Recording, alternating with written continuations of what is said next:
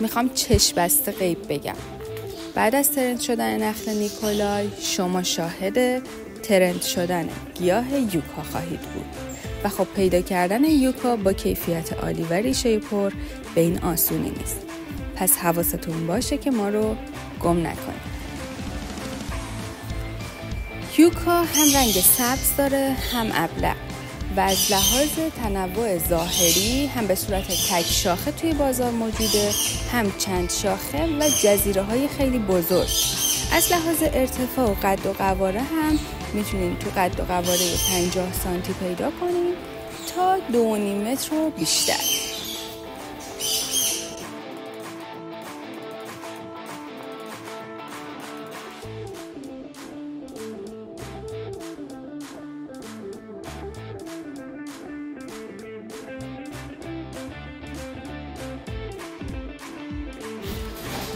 نیاز نوری یوکا به این شکله که شما باید جایی قرارش بدین که نور غیر مستقیم خوب داشته باشه و گردش هوای بالا.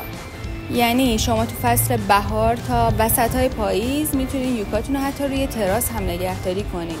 منتها هوا که سرد شد و زمستون شد باید حتما بیاد داخل آپارتمان، ولی توجه داشته باشین که گردش هواشو حتما تامین کنین، یعنی در و پنجره براش باز بذارین.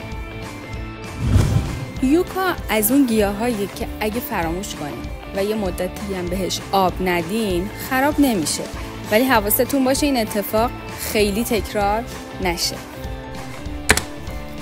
جالبه که بدونید شما میتونین با سرزنی این قسمت یوکا اینو تبدیل کنین به یه یوکای جزیره و از قلمه گرفتن هر کدوم از اینا یه یوکای جدید در بیارین. نکته جالبی که یوکا داره اینه که با یه مقدار ریشه کم هم زنده میمونه به خاطر مقاومت بالایی که داره و معمولاً یوکاهایی که توی بازار وارد میشن با همون مقدار ریشه کم هستن. اگه جایی یوکا با ریشه پرس دیدی بدون که گیاه بسیار ارزشمندیه، مخصوصاً بین ما گیاه فروشا و اصلاً از دستش نده. برای آبیاری یوکا حتما اجازه بدین که 2/3 خاک گلدونتون خشک بشه و بعد از اون سیرابش کنین. تو این دور زمانه دیگه به گیاها به چشم یه بخش مهم و دکوراتیو محیط نگاه میکنن و از لحاظ معماری بسیار مورد توجه و اهمیته، هم توی طراحی و چیدمان باغچه، تراس، بام، هم داخل فضا مثل لابی، فضای اداری، فضاهای مسکونی و حتی اتاق خواب. حالا جایگاه این یوکا بیشتر توی لابی و مکانهایی که به چشم میاده که میخوایم اونجا رو بهشون یه ابهت و عظمت خاص بدیم. مثلا جاهایی که ارتفاع سقف بالایی داره مثل لابی، ورودی فضاها و غیره. حتی اگه توی ساختمون ایران مال دقت کرده باشین، رفته باشین، متوجه اون یوکاهای عظیم وسط ساختمون شدین. اگه تو خونه ها هم دنبال یه دکور خاص و قدرتمند هستین، یوکا انتخاب بسیار عالی و خاص میشه برای شما.